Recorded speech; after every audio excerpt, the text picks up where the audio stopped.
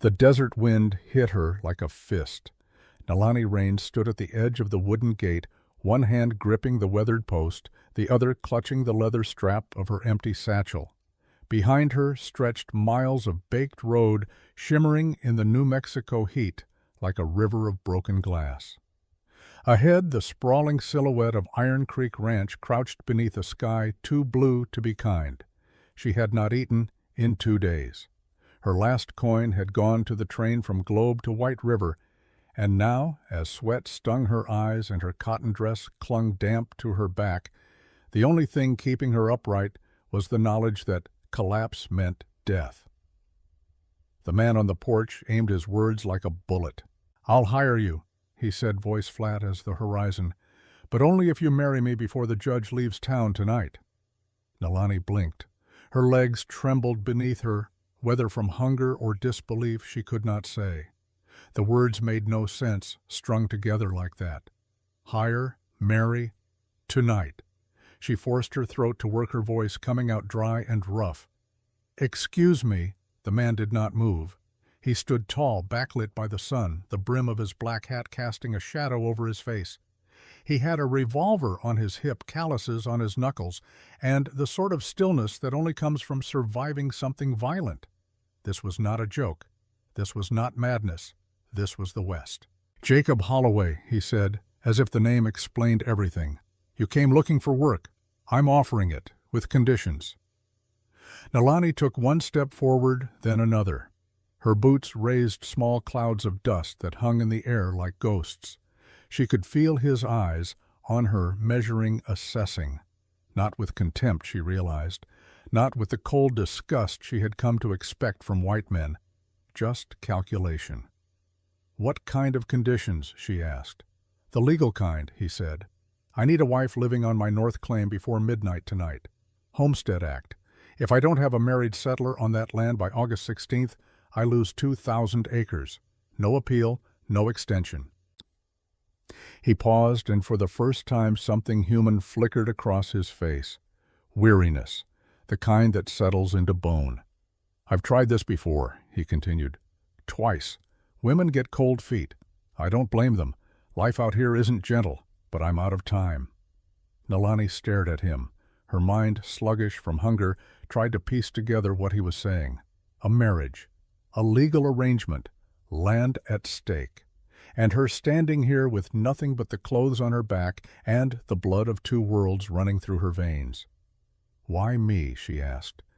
"Because you showed up," he said simply. "And you look like someone who understands that sometimes survival matters more than pride." The word struck something deep in her chest. Survival. Yes, that was what this was. That was all it had ever been.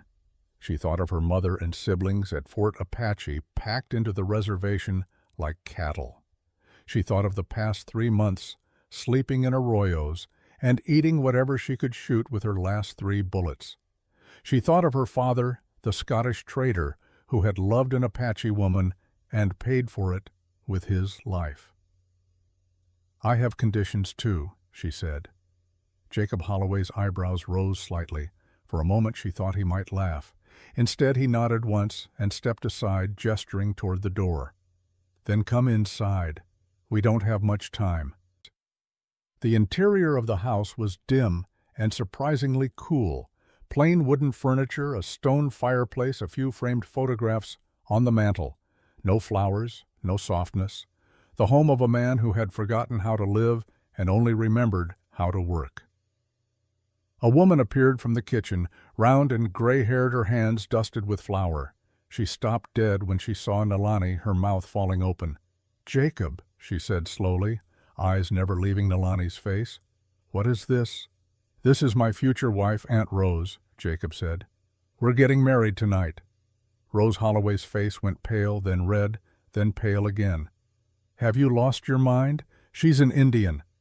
"She's a woman who needs work and I need a wife," Jacob said, his voice hardening. "If you can't be civil, then please be quiet." Nalani felt something shift inside her chest. A white man had just defended her, in his own home, against his own blood. It was such a small thing, and yet it felt enormous. Rose pressed her lips together, her hands twisting in her apron. Finally she turned and walked back into the kitchen without another word. Jacob gestured to the table. "Sit. Tell me your conditions." Nalani remained standing. "My own room. I keep my rifle and my horse. I'm free to leave after 1 year if I choose. $25 a month." He considered this, arms crossed. "Agreed. But you have to live on the North Claim for at least 6 months. That's the law, and we sign papers today." "I keep my name," Nalani added. His mouth twitched, almost a smile. "Fine. But the law needs your signature as my legal wife. That's non-negotiable." She met his eyes.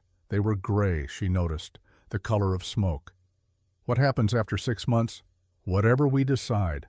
This is a contract, not a prison. You'll have freedom, safety, a place to stand. That's more than most people have." It was true. She knew it was true. And yet something in her rebelled at the idea of being owned even on paper. But then again she had spent her entire life being owned in one way or another. By hunger. By fear. By the color of her skin and the circumstances of her birth. At least this time she would be choosing it. "I'll do it," she said. Rose returned with a glass of water and a plate of bread and cold meat. She set them on the table without looking at Nalani, then retreated back to the kitchen. Nalani sat and drank slowly, carefully, forcing herself not to gulp. The water was cold and clean, drawn from a well that probably never ran dry. The bread was soft, the meat salted and good.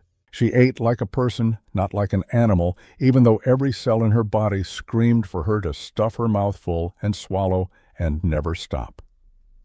Jacob watched her with something like respect in his eyes. "The judge leaves at 10 tonight," he said. "It's 8 miles to White River. We need to ride now." Nalani nodded and stood. Her legs felt stronger already.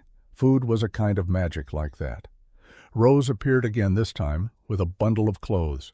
"These belong to Jacob's sister," she said stiffly, "before she married and moved to Tucson. The boots might fit you." Nalani took the bundle. "Thank you, Mrs. Holloway." Rose did not respond, but something in her face softened just slightly. 10 minutes later, Nalani stood in the small bedroom on the second floor, wearing a clean cotton dress and sturdy leather boots. She looked at herself in the cracked mirror above the wash basin. The woman staring back was thin and sun-darkened, with eyes that had seen too much. But she was standing. She was alive. That had to count for something.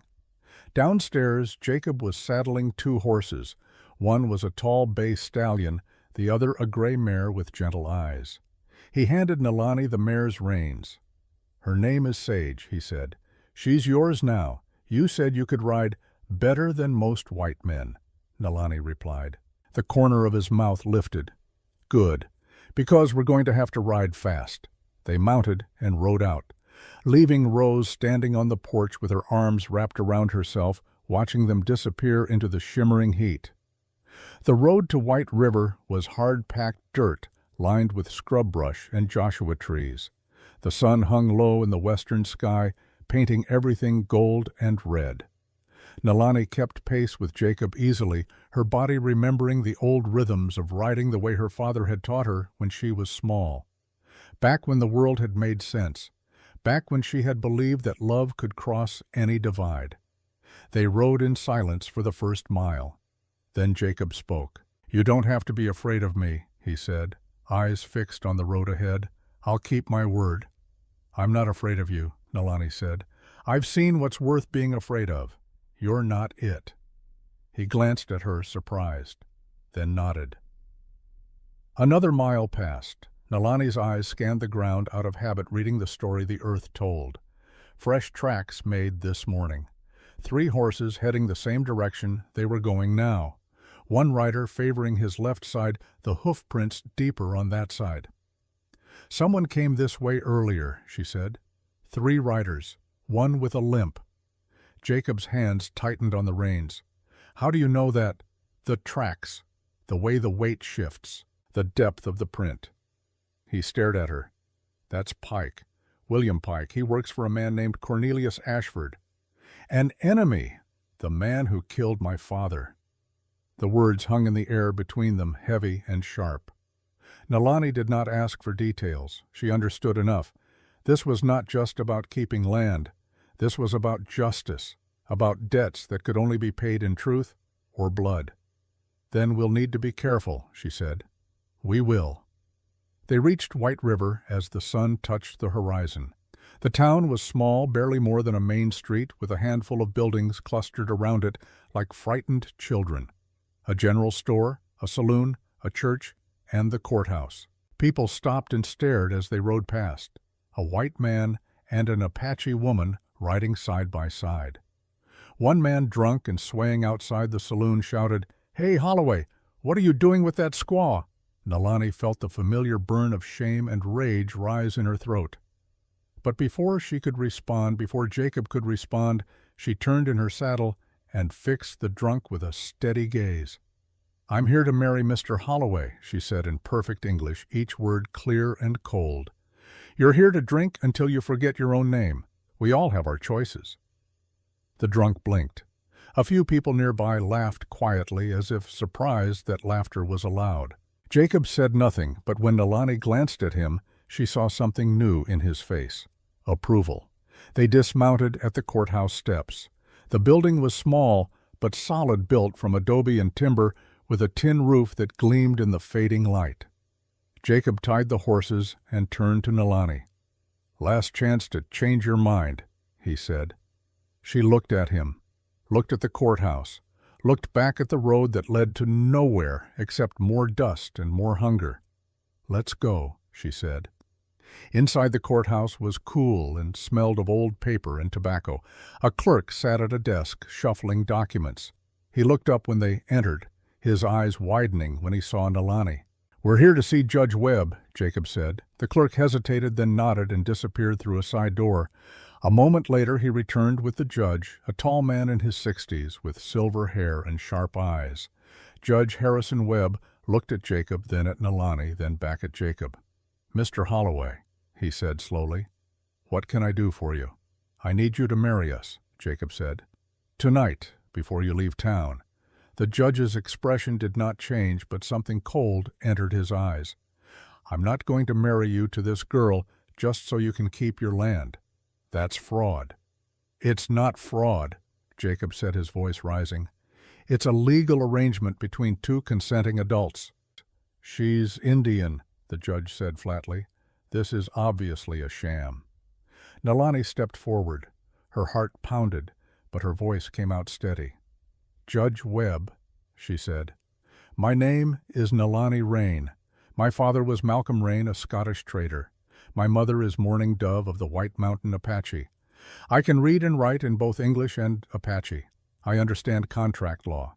This is a voluntary agreement between two adults who need each other. Unless Arizona Territory has a law against my blood." The judge stared at her. He had clearly not expected her to speak, much less speak like an educated woman. Behind him the door opened again, and a young woman stepped out. She was perhaps 18, with dark hair and intelligent eyes. "Father," she said quietly, "she's right. There's no law against this." The judge turned. "Sarah, this doesn't concern you." "It does if you're about to deny someone their rights based on race," Sarah Webb said. "You taught me that justice is supposed to be blind." Judge Webb looked at his daughter, then back at Nalani. A long silence stretched between them. Finally he sighed. "Very well. But I'm going to ask you, Miss Rain, are you being coerced in any way?" "No, sir," Nalani said. "I'm surviving." The judge's face softened just barely. "That's the most honest answer I've ever heard in this courtroom." He gestured to the door. "Come on, then, let's make this legal." They walked outside to the courthouse steps. The sun had set now, leaving only streaks of orange and purple across the western sky. A few townspeople had gathered, drawn by curiosity. The clerk stood as witness, his face carefully neutral. Judge Webb opened a small leather-bound book and began to read. "Do you, Jacob Holloway, take this woman as your lawful wife?" "I do." "Do you, Nalani Rain, take this man as your lawful husband?" Nalani looked at Jacob. She saw in his eyes the same thing she felt in her own chest: desperation, hope, the fragile possibility of something better. "I do," she said. "By the power vested in me by Arizona territory, I now pronounce you man and wife." There was no kiss, no applause, just the scratch of pen on paper as they signed the marriage certificate. Nalani's hand shook slightly as she wrote her name, not because she was afraid, but because this felt like stepping off a cliff into darkness, trusting that something would catch her before she hit the ground. When it was done, the clerk stamped the document and handed it to Jacob. Judge Webb shook Jacob's hand, then after a moment's hesitation shook Nalani's as well. "Good luck to you both," he said. "You're going to need it." Sarah Webb stepped forward and touched Nalani's arm. "If you ever need anything," she said quietly, "come find me." Nalani nodded, grateful for this small kindness from a stranger. They mounted their horses and rode back toward the ranch as the stars began to emerge overhead. The air was cooler now, carrying the scent of sage and distant rain. Neither of them spoke. There was nothing left to say. When they reached Iron Creek Ranch, it was full dark. A lantern burned on the porch where Rose stood waiting, her face unreadable. "It's done then," she said, not a question. "It's done," Jacob confirmed. Rose looked at Nalani for a long moment. Then she nodded once and turned back inside. Jacob showed Nalani to the small bedroom on the second floor. It was clean and spare, with a narrow bed and a wash basin. The window looked out toward the dark shapes of mountains in the distance. "This was my sister's room," Jacob said. "It's yours now." "Where is your room?" Nalani asked. "Down the hall, opposite end." He did not offer a tour or a smile, just turned and walked away, his footsteps fading down the hallway. Nalani stood alone in the room that was now legally hers, in the house that was now legally hers, married to a man she had met that afternoon. She sat on the edge of the bed and pulled off the borrowed boots. Her feet ached. Everything ached. But she was inside. She was safe. For tonight at least, she did not have to run. She whispered in Apache the words her mother had taught her. "Shai, I survived another day." Outside, the wind picked up, rattling the window frame. Somewhere in the darkness, a coyote howled, and Nalani reigned now. Nalani Holloway, in the eyes of the law, closed her eyes and let exhaustion pull her under. She did not know that downstairs a man stood in the shadows near the barn, did not know that he watched the house with cold eyes, counting windows, measuring distances, did not know that William Pike, the man with the limp, had already begun planning the fire that would burn it all to ash. But she would learn. Soon enough she would learn. Nalani woke before dawn, as she always did. The habit was carved deep, a survival instinct that would not let her rest while darkness still held the world. For a moment she did not remember where she was. The softness beneath her felt wrong too, yielding too safe. Then memory returned like cold water, and she sat up fast, heart pounding. The room was gray with pre-dawn light. The walls were solid, the roof did not leak. She was inside, and she was alive, and yesterday she had married a stranger to stay that way. She dressed quickly in the clothes Rose had given her, tucking the small medicine pouch Red Skywalker had given her years ago into her pocket. It was the only thing she had left from before, the only piece of her father's world and her mother's world that still fit in her hands. Downstairs the house was silent. Nalani moved through it like a ghost, her feet making no sound on the wooden floors. In the kitchen she found bread and cold coffee from the night before. She ate standing up, looking out the window at the mountains slowly turning purple as the sun climbed somewhere beyond them. The back door opened, and she turned fast, hand going to her hip where a knife should have been. But it was only a man older with silver-streaked hair and the weathered face of someone who had spent his entire life outdoors. He stopped when he saw her, his eyes widening. For a long moment they stared at each other. Then the man said something in a language Nalani recognized, not Apache but close, Navajo. He was speaking Navajo. "You are the one Jacob married," he said, switching to English. The Apache woman. I am, Nalani replied in Navajo, then English. And you are? Thomas Bird. I am the foreman here. I have worked this land with Jacob's father, and now with Jacob. He paused, studying her face. I am Diné, what the white men call Navajo. I am White Mountain Apache, Nalani said. We were not always friends, our people. No, Thomas agreed. But that was the old way. Now we are both just trying to survive in the white man's world. He poured himself coffee from the pot on the stove, his movements careful, deliberate. When he spoke again, his voice was lower. Does Jacob know what he has done marrying you will make enemies, powerful enemies? He told me he needs a wife on his land to keep it, Nalani said. That is all I know. Thomas shook his head slowly. It is more than that, much more.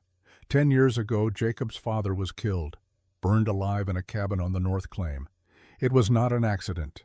It was murder. The words hung in the kitchen like smoke. Nalani felt something cold slide down her spine. Who killed him?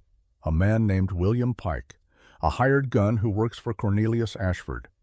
Thomas's hands tightened around his coffee cup. I was there that night. I saw Pike leave the cabin just before the fire started. I testified. But the judge said the word of an Indian could not be trusted against a white man. Pike walked free. He has been walking free for 10 years. Nalani thought of the tracks she had seen on the road yesterday. The limping rider, Pike. And now, she asked. Now Ashford wants this land. He has wanted it since Jacob's father beat him in court over water rights. Ashford's father died bankrupt and bitter. The son has never forgotten. Thomas looked at her directly. You need to understand something, Nalani Rain. You did not just marry Jacob Holloway, you stepped into the middle of a war. Before Nalani could respond, the kitchen door opened and Jacob entered. His hair was damp, his shirt unbuttoned at the collar. He looked between them, sensing the tension. Thomas, he said, you told her. She has a right to know what she walked into, Thomas replied. Jacob nodded slowly. Yes, she does. He turned to Nalani. I should have explained last night. But there wasn't time. There's still no time. Ashford will have heard about our marriage by now. He'll come today or tomorrow, and when he comes, it won't be friendly. Then we should be ready, Nalani said simply. Both men looked at her in surprise. Jacob's mouth quirked into something that might have been a smile in another life. You don't scare easy, do you? I learned a long time ago that fear doesn't help, Nalani said, but preparation does. Rose appeared in the doorway fully dressed despite the early hour, her hair pinned up beneath a clean white cap. She looked at the three of them standing in her kitchen and sighed. I suppose everyone is up then. I'll make breakfast. Jacob, there are eggs that need collecting. Thomas, the fence by the south pasture needs mending. And you, she turned to Nalani, her face carefully neutral, can help me with the biscuits if you know how. I don't, Nalani admitted, but I can learn. Rose's expression softened just a fraction. Then I'll teach you. Can't have a woman living in this house who doesn't know how to make a proper biscuit. It was a small thing, a tiny offering of normalcy in a situation that was anything but normal. Nalani felt something tight in her chest loosen slightly. Thank you, Mrs. Holloway. Rose, the older woman said, if you're going to be living here, you might as well call me Rose. The morning passed in a blur of domestic tasks. Nalani learned to mix flour and lard and buttermilk into something that resembled dough. She learned the temperament of the wood stove, which burned hot and fast if you weren't careful. She learned that Rose Holloway spoke little but watched everything, and that her silence was not always disapproval. By the time the sun was fully up, there were biscuits on the table along with fried eggs and bacon and strong black coffee. Jacob and Thomas came in from their morning work dusty and tired and sat without speaking. They ate like men who had known hunger and did not take food for granted. Nalani ate slowly, savoring each bite. Real food, a real table, a real roof overhead. Part of her still could not believe it was real. After breakfast, Jacob stood and gestured to her. I want to show you the land, the claim we're protecting. You should see it." They walked to the barn together. Inside, the air was thick with the smell of hay and leather and horse. Sage, the gray mare, nickered softly when she saw Nalani. Jacob saddled both horses with practiced efficiency, and within minutes they were riding north away from the ranch house and into the open country. The land was beautiful in a harsh, unforgiving way. Red rock and scrub brush and the occasional stand of cottonwood trees marking where water ran beneath the surface. In the distance, mountains rose like broken teeth against the sky. "This is Iron Creek Valley," Jacob said as they rode. "My father came here in 1870, built the first cabin with his own hands, raised 3 children, buried 2 before they could walk." His voice was flat, reciting facts, but Nalani heard the grief beneath. He loved this land, died for it. They rode for another 20 minutes before Nalani saw the ruins. What remained of the old cabin stood like a skeleton, blackened beams jutting up from a foundation of scorched stone. The walls were gone. The roof was gone. Only the fireplace still stood, a monument to what had been. Jacob dismounted and walked to the edge of the ruins. Nalani followed, her feet crunching on charred wood and brittle weeds. "This is where it happened," Jacob said quietly. "August 14th, 1875, middle of the night. My mother smelled kerosene but thought it came from the barn. Then the fire started. My father ran inside for the deed box, the papers that proved we owned this land. He got them out, but he was burned, badly. Died 2 days later." He paused. "The deed box disappeared. Someone took it while we were fighting the fire. Without those papers, we lost the claim. Had to start over." Nalani looked at the ruins and thought about her own losses. Her father dead from a white man's disease, her family trapped on a reservation, her freedom bargained away, piece by piece, until there was nothing left but survival. "Why did Pike do it?" she asked. "Just for money." "Ashford's father paid him $500, Jacob said. "To burn us out, to destroy the evidence, to make sure we lost the land he wanted. And now the son wants the same thing." "Yes, but this time I'm ready. This time I have you." He looked at her. "I know this isn't the marriage you dreamed of, if you dreamed of marriage at all. But I'm grateful you're here. You're stronger than the other 2 women were. I can see that."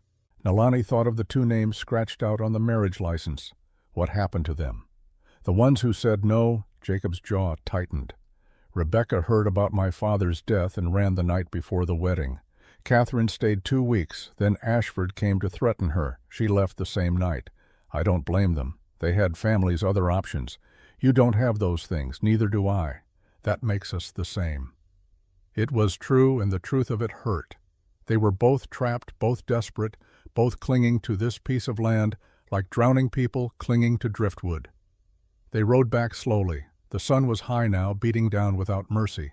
When they reached Iron Creek itself, the thin ribbon of water that gave the ranch its name, they stopped to let the horses drink. Nalani dismounted and knelt by the water, cupping her hands to drink. The water was cold and clean, tasting of stone and sky. When she looked up, Jacob was watching her. "You're not what I expected," he said. "What did you expect?" "Someone broken. Someone who would take orders and keep quiet and be grateful for scraps." He shook his head. "But you're not broken. You're just bent, like a sword that's been through fire." Nalani stood, water dripping from her fingers. "My mother used to say that the strongest warriors are not the ones who never fall. They are the ones who stand up after falling." "Your mother sounds wise." "She is. She's also locked in a reservation with my brother and sister, living in a tent with no water and no food, and soldiers watching to make sure they don't leave." Nalani's voice hardened. "So wisdom alone isn't enough. Sometimes you need luck. Sometimes you need a white man with land." Jacob did not flinch from the bitterness in her words. "I understand. And for what it's worth, when this is settled, when the land is secure, I'll help you get your family out. I promise you that." Nalani looked at him, searching his face for lies. She found none. Only exhaustion and determination, and something that might have been kindness, if kindness could survive in a place this hard. "Why?" she asked. "Why would you help them?" "Because when I was 15 I got lost in the desert. I was sick with fever, out of water, dying. An Apache family found me. They could have left me. They should have left me, given what my people had done to theirs. But they didn't. They took me to their camp, gave me water, fed me, nursed me through the fever. When I was strong enough, they guided me home." He paused, his gray eyes distant with memory. "My father asked how we could repay them. The Apache man who had saved me said, 'Teach your son that we are human.'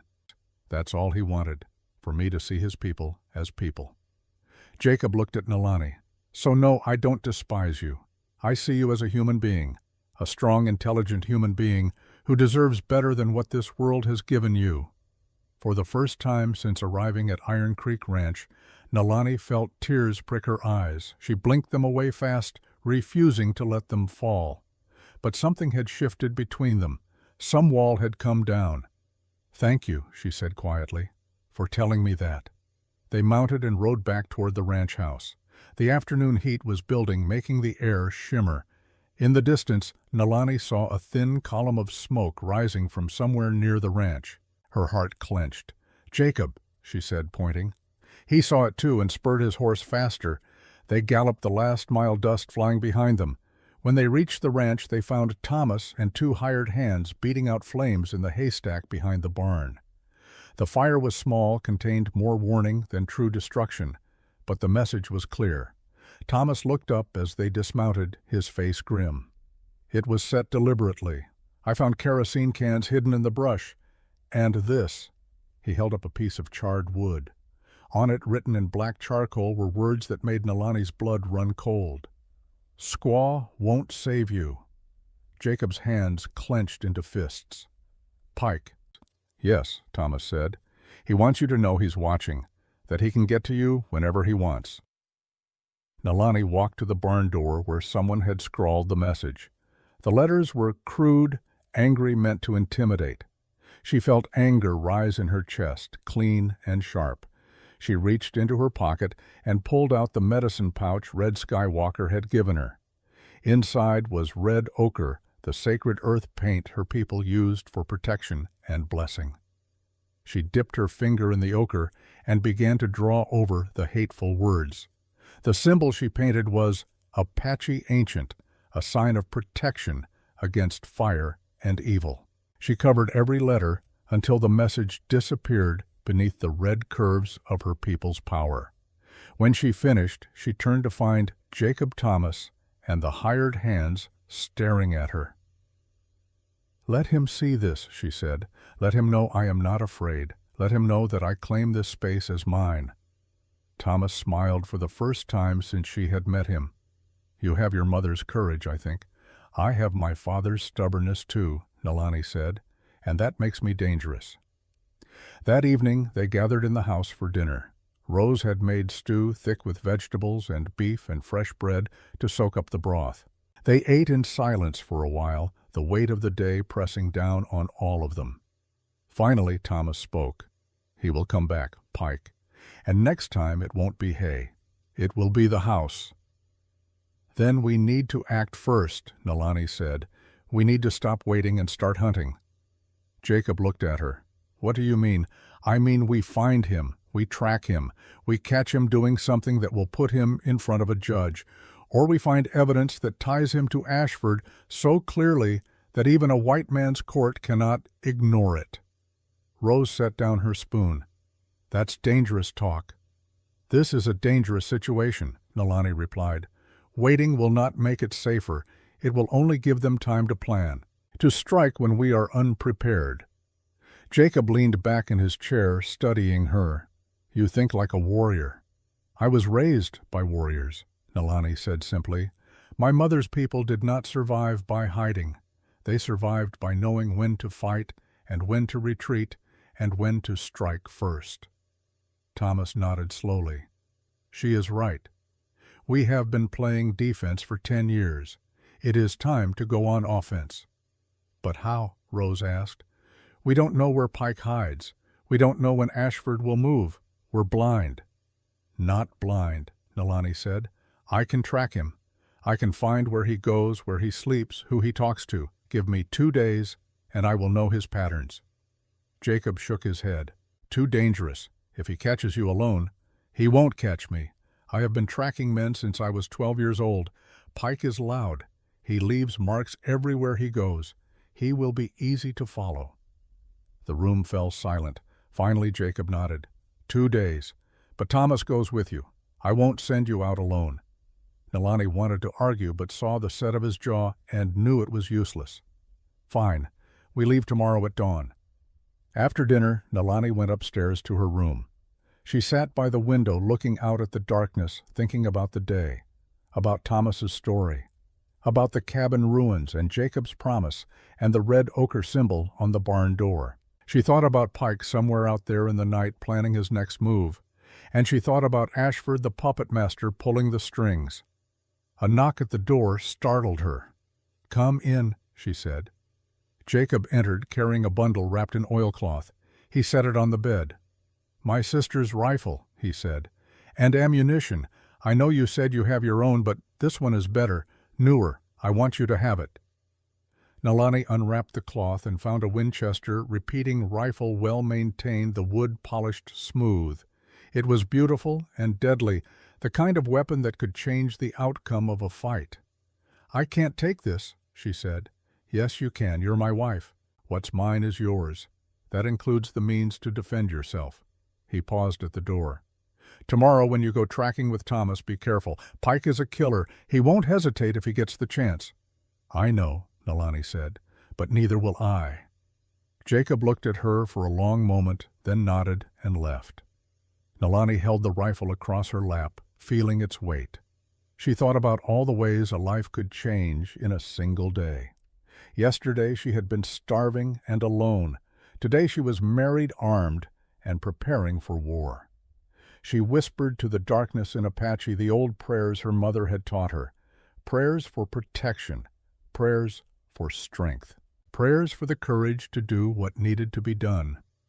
Outside the wind picked up, rattling the window, and somewhere in that wind Nalani heard the echo of her mother's voice. "Stand up, daughter, stand up and fight." She intended to do exactly that. Dawn broke cold and clear, the kind of morning that promised heat later but gave no hint of it now. Nalani stood in the barn, checking the Winchester's action one more time. The rifle felt good in her hands, balanced and sure. Thomas appeared beside her, leading 2 horses already saddled. "You ready?" he asked. "I've been ready since I was born," Nalani replied.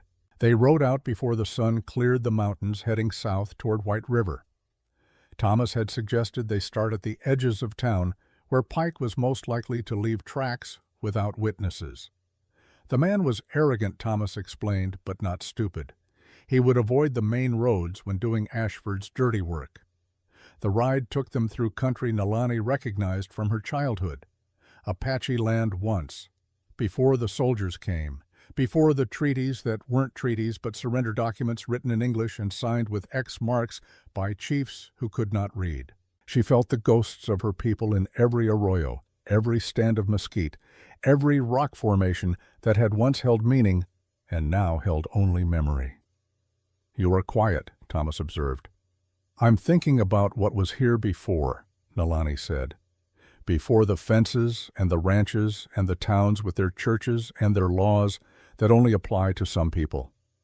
Thomas nodded. "I understand. My people were pushed west, then pushed again, then pushed into boxes they call reservations. They tell us it is for our own good, but what they mean is that it is for their convenience." He paused. "But we survive. That is what we do. We bend, but we do not break." "Like swords through fire," Nalani said, remembering Jacob's words. "Yes, like that." They reached the outskirts of White River by mid-morning. Thomas led them to a dry wash that ran behind the buildings, a place where someone could move unseen. Almost immediately, Nalani saw what they were looking for. Boot prints, fresh no more than a day old. The left print dragged slightly, scuffing the dirt in a way that was unmistakable. "Pike," she said. Thomas dismounted and knelt beside the tracks. "He came this way yesterday evening, walking, not riding. That means he was being careful, sneaking. They followed the tracks for half a mile, watching as they wound between buildings and through alleys. Finally, the prints led to a small adobe building at the edge of town. The sign above the door read, Ashford Land Company. Thomas and Nalani retreated to a stand of cottonwoods and watched. For an hour, nothing happened. Then a man emerged from the building, tall, silver-haired, dressed in an expensive suit despite the heat. He carried a cane with a silver handle that caught the sunlight like a warning. Cornelius Ashford, Thomas whispered. That is the man who wants Jacob's land, who wanted his father's land, who will not stop until he gets what he wants or dies trying. Nalani studied him. He looked civilized, educated, the kind of man who would shake your hand while ordering your death. She had met men like him before, men who hid their violence behind manners and money. Ashford walked to a waiting carriage, but before he climbed in, another man appeared, shorter, wearing a tan duster, walking with a pronounced limp. William Pike.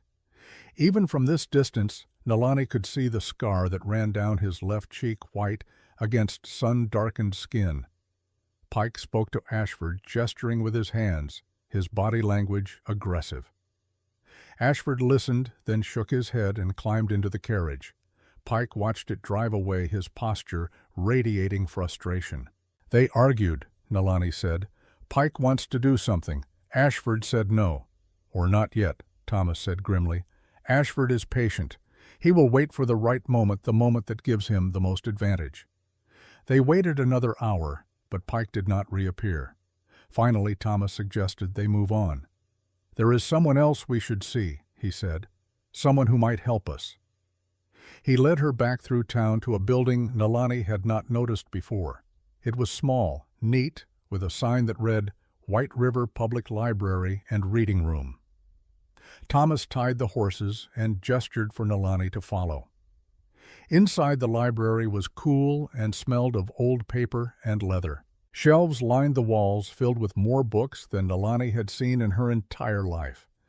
At a desk near the window sat a young woman with dark hair and intelligent eyes. She looked up when they entered, and her face lit with recognition. Thomas Bird, she said warmly, it's been months since you visited. Miss Sarah, Thomas replied with a small bow, I have been busy with ranch work, but today I come with someone I think you should meet. This is Nalani Rain. She is Jacob Holloway's wife. Sarah Webb stood quickly, her eyes widening. You're the woman everyone is talking about, the Apache woman he married. She said it without contempt, only curiosity. I'm Sarah Webb. Judge Webb is my father. I was there when you were married. Nalani remembered her now. The young woman who had spoken up, who had told her father that the law did not forbid the marriage. Thank you, Nalani said, for what you said that night. Sarah smiled. I only spoke the truth, and I'm glad you're here. I wanted to meet you properly. She glanced at Thomas. What brings you both to the library? We need to see records, Thomas said. Land records, court cases, anything involving Ashford and the Holloway family. Sarah's expression grew serious. That's dangerous territory. My father keeps those files locked. But you have access, Thomas said gently. Sarah hesitated, then nodded. Yes, I do. Follow me. She led them to a back room filled with filing cabinets and boxes of documents. Sarah moved through them with practiced efficiency, pulling out folders and spreading them on a table. Here, she said, Holloway versus Ashford, 1875, water rights dispute. Samuel Holloway won the case. Douglas Ashford, Cornelius's father, was ordered to pay damages and lost his claim to the Northern Creek. Nalani scanned the papers. Legal language dense and formal, but the meaning was clear. Samuel Holloway had beaten Ashford in court, fair and square. 3 days later, his cabin burned. Is there anything about the fire? Nalani asked. Sarah pulled another file. Investigation report. It says the fire was accidental, cause unknown. But look at this. She pointed to a page near the end. Thomas Bird testified that he saw a man leaving the cabin before the fire started. He identified the man as William Pike, but the investigator wrote here that Indian testimony was deemed unreliable and therefore dismissed. Thomas's hands clenched. I told the truth. I saw him. I saw Pike run from that cabin with a torch in his hand. I believe you, Sarah said softly. But the system is designed to protect men like Ashford. It always has been. Nalani kept reading. Then she noticed something. One page of the court record had been torn out, leaving only a ragged edge in the binding. What was on this page? She asked. Sarah examined it. I don't know. I've never noticed that before. It should be the final judgment page where the judge explains his reasoning. Someone removed it, Nalani said. Someone who did not want that reasoning on record. Thomas leaned closer. Or someone kept it, as insurance. Sarah began searching through other files, pulling documents seemingly at random. Nalani watched her work, impressed by the young woman's determination. After 15 minutes, Sarah made a small sound of triumph. Look at this, she said, holding up an envelope. It was stuck behind this filing cabinet. I think someone hid it there. Inside the envelope was a letter written on expensive paper in a flowing hand. It was dated August 13, 1875. One day before the fire, the letter read, "Complete the job tomorrow night. $500 upon confirmation. Burn everything. Make it look accidental. Signed with the initials D.A. Douglas Ashford."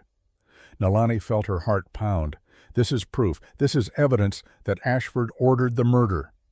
Douglas Ashford is dead, Sarah said. He died in 1878, but this proves his guilt, and it suggests his son knew about it. The door to the back room opened suddenly, and all three of them spun around. A man stood in the doorway, thin and nervous, wearing a suit that had seen better days. His eyes went wide when he saw what they were holding. "What are you doing with that?" he demanded, his voice shaking. "That's private property." Thomas stepped forward. "Horace Bell. I should have known Ashford would send his lawyer to watch over his secrets." Horace Bell was perhaps 50, with thinning hair and the haunted look of a man who had compromised himself too many times. He reached for the letter, but Nalani pulled it back. "This letter proves Douglas Ashford ordered Samuel Holloway's murder," she said. "And you know it. That's why you're here." "I don't know anything," Horace said, but his eyes told a different story. "Give me that letter. It's not yours." "It's evidence," Sarah said firmly, "and my father, the judge, will want to see it." Horace's face went pale. "You don't understand what you're doing. Cornelius Ashford will kill you, all of you. He killed Samuel Holloway for less than this." "Then testify against him," Nalani said, stepping closer. "Protect yourself by helping us. The judge said he would grant immunity to anyone who cooperates.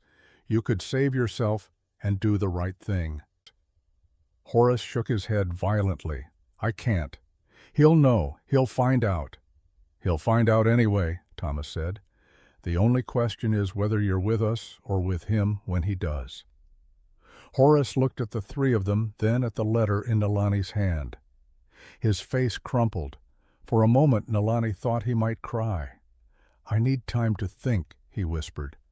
"Please, just give me time." Sarah touched his arm gently. "Mr. Bell, I know you're afraid, but this is your chance to do something good, something that matters." Horace pulled away and stumbled out of the room. They heard the front door of the library slam. "He'll tell Ashford," Thomas said. "Maybe," Sarah replied. "Or maybe he'll do the right thing. People can surprise you." Nalani carefully folded the letter and placed it inside her shirt. "We need to leave, now. If Ashford knows we have this, he will come for it." They thanked Sarah and hurried outside, but as they reached their horses, Nalani saw something that made her blood run cold. Three men on horseback were riding slowly down the main street. In the center was Cornelius Ashford, his silver cane resting across his saddle. To his right was William Pike, his scarred face split in a cold smile. To his left was another man Nalani did not recognize, but who carried himself like a hired gun. Ashford saw them and reined his horse to a stop. For a long moment he simply stared at Nalani. Then he dismounted with fluid grace and walked toward them, Pike and the other man following. Mrs. Holloway, Ashford said, his voice smooth as oil. Or do you prefer Mrs. Rain? I understand you kept your maiden name. How modern. Nalani did not respond. She stood her ground, feeling the weight of the letter against her skin. Ashford smiled. I heard about your marriage. Quite the scandal. Jacob Holloway marrying an Apache woman to keep his land. Desperate times, I suppose. State your business, Ashford, Thomas said. My business is simple. I'm here to make a final offer to Mr. Holloway. $12,000 for the North claim. More than generous. He looked at Nalani. You could take that money and go anywhere. Live well. Leave this hard life behind. The land is not for sale, Nalani said. Ashford's smile widened. I wasn't talking to you, my dear. Indians don't own property. You're just a tool Jacob is using. When he's done with you, he'll discard you like all the others. Pike laughed a sound like gravel grinding. Maybe we should burn her along with the next cabin. Save Holloway the trouble. Nalani felt Thomas tense beside her, but she kept her voice calm. I know who you are, William Pike. The man who burns houses in the dark because he's too much a coward to fight in daylight. Pike's hand moved toward his gun, but Ashford raised a hand stopping him. Careful, Mrs. Holloway.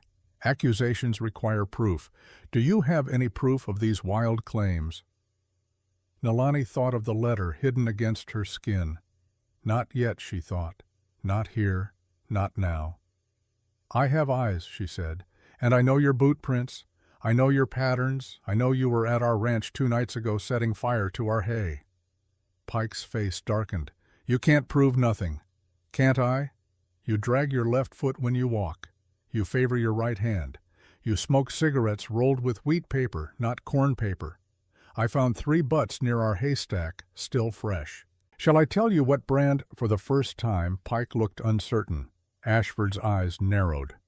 Clever girl, he said softly. But cleverness won't save you. Let me tell you what's going to happen. The railroad representatives are coming to White River in 1 week. They want to buy land for the new line from Tucson to Fort Apache. I have promised them the North claim. If I don't deliver, I lose $50,000 and my company goes bankrupt. He stepped closer, his voice dropping. So you see, I cannot afford to lose, which means Jacob Holloway cannot be allowed to keep that land. One way or another, I will have it. The only question is how many people die in the process. That sounds like a threat, Thomas said. It's a prediction, Ashford replied, based on history. Ask your father, Mrs. Holloway. Oh, wait, you can't. He's dead, as is Jacob's father, as will be anyone who stands in my way. He turned and walked back to his horse. 1 week. Think about my offer. $12,000 is more than you'll ever see otherwise. He mounted and rode away, Pike and the other gunman following. Nalani watched them go, her heart pounding, but her face calm. We need to get back to the ranch, Thomas said. Now! They rode hard, pushing the horses faster than was wise in the heat. Nalani's mind raced. Ashford was planning something big, something final. The railroad deadline gave them 1 week, maybe less. When they reached Iron Creek Ranch, the sun was setting, painting the sky in shades of orange and red. Jacob was waiting on the porch, and the moment he saw their faces, he knew something had happened. What is it? He asked. Nalani dismounted and pulled the letter from her shirt. We found proof. Douglas Ashford ordered your father's murder. This letter proves it. Jacob took the letter with shaking hands. He read it once, twice, his face going pale, and then flushing red with anger. This is it, he whispered. This is what we need. There's more, Thomas said. He explained about their encounter with Ashford, about the railroad deadline, about the threats. Rose appeared in the doorway, her face grave. Then we need help, real help, more than the 3 of you can provide. The marshal, Jacob said. We take this to Marshal Rowan. He has to act on evidence like this. Will he? Nalani asked. Will a white lawman believe a letter that's 10 years old? He'll have to, Jacob said, because we're going to make him, and we're going to do it now tonight before Ashford can make his move. They gathered in the parlor, planning their next steps. Nalani felt the weight of what was coming settling over her like a storm cloud. In 1 week, maybe less, this would all come to a head. Blood would be spilled. Lives would be lost. But as she looked around the room at Jacob, at Thomas, at Rose, she realized something important. She was not alone anymore. For the first time in years, she had allies. She had people who would stand with her, and that made all the difference. Outside, the wind picked up, carrying the scent of distant rain. Nalani went to the window and looked out at the darkness, thinking about her mother and siblings at Fort Apache, thinking about her father dead and buried in unmarked ground, thinking about all the people who had been pushed aside, dismissed, erased by men like Ashford. Not this time, she thought. This time we fight back. This time we win. She turned back to the room, to the people who were becoming her family, and nodded. "Let's go see the marshal," she said. "Let's finish this." Marshal Rowan's office smelled like old tobacco and gun oil, a combination that made Nalani's nose wrinkle. The lawman himself sat behind a scarred wooden desk, his weathered face impassive as he listened to their story. He was perhaps 55, with gray hair and the kind of eyes that had seen too much violence to be shocked by anything anymore. Jacob laid the letter on the desk like a man presenting evidence at trial. "This proves Douglas Ashford ordered my father's murder. His son Cornelius is continuing the same pattern. He threatened us directly today." Rowan picked up the letter, read it slowly, then set it down. "This is 10 years old, and the man who wrote it is dead." "But his son knows," Nalani said. "Cornelius Ashford has been paying Pike to stay silent all these years. That makes him an accessory." The marshal looked at her, his expression unreadable. "You're the Apache woman Holloway married, the one everyone's talking about." "I am Nalani Rain," she said, meeting his gaze steadily, "and I am here because the law is supposed to protect everyone, not just white men with money." Something flickered in Rowan's eyes. Respect, maybe, or just weariness. "The law is what I can prove in court," he said. "This letter is evidence of a crime committed by a dead man. Unless you can tie Cornelius directly to a current crime, my hands are tied." "He set fire to our hay 2 nights ago," Jacob said. "Pike did it on his orders. Can you prove that?" "Did anyone see Pike light the fire? Do you have witnesses beyond yourselves?" The silence that followed was answer enough. Rowan sighed and leaned back in his chair. "Here's what I can do. I can keep this letter as evidence. I can open an investigation into the original fire, but that takes time. And if Ashford is planning something in the next week, as you say, then time is what we don't have." "So what do you suggest?" Thomas asked, his voice tight with frustration. "I suggest you catch Pike in the act. Get me fresh evidence, fresh witnesses, something I can arrest him for today, not 10 years ago. If we can break Pike, he might testify against Ashford to save his own neck." Nalani felt her jaw tighten. The marshal was not wrong, but it meant walking into danger, deliberately setting themselves as bait. "You're asking us to wait until they attack again," she said. "I'm asking you to give me something I can use," Rowan replied. "Believe me, I want to see Ashford pay. I've known for years he's dirty, but wanting and proving are different things." They left the marshal's office as the last light faded from the sky. The ride back to the ranch was tense and silent. Nalani could feel Jacob's anger radiating off him like heat from a fire. Thomas rode with his hand near his rifle, scanning the darkness for threats. When they reached the ranch, Rose was waiting with food, but none of them had much appetite. They sat around the kitchen table, picking at bread and cold meat, each lost in their own thoughts. Finally, Nalani spoke. "We need to set a trap. Make Pike think we're vulnerable. Draw him out so the marshal can witness the crime." "That's dangerous," Rose said. "If anything goes wrong, if Pike comes with more men than we can handle—" "Then we make sure it doesn't go wrong," Nalani said. "We plan carefully. We prepare. We don't leave anything to chance." Jacob looked at her. "What are you thinking?" "I'm thinking we make it look like we're leaving the ranch. Pack up the wagon load, it like we're running scared. Leave the house dark. But really, we hide and wait. When Pike comes to burn us out, we catch him, and we have the marshal there to arrest him." Thomas nodded slowly. It could work. Pike is arrogant. He thinks we're weak. He'll come alone or with just one other man thinking it'll be easy. Or Ashford will smell the trap and send an army, Rose said. He won't, Nalani said with more confidence than she felt.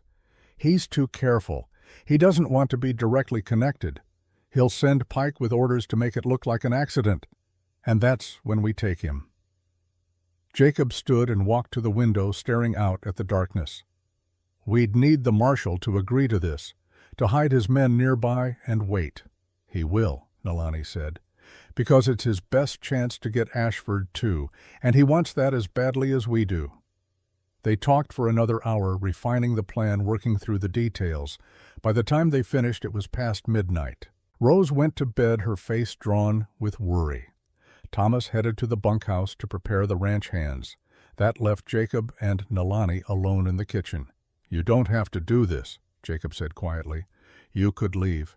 Take some money and go. Start over somewhere safe. Nalani shook her head. There is no safe. Not for someone like me. I learned that a long time ago. The only safety is in standing your ground and fighting for what's yours. This isn't your fight. Yes, it is. The moment I said I do in that courthouse, it became my fight. And even if it wasn't, she paused, searching for words. Men like Ashford have been taking from my people for generations. Taking our land, our freedom, our lives. Every time we let them win, they grow stronger. Someone has to stand up. This time, it's me. Jacob looked at her with something Nalani could not quite name. Admiration, maybe. Or something deeper.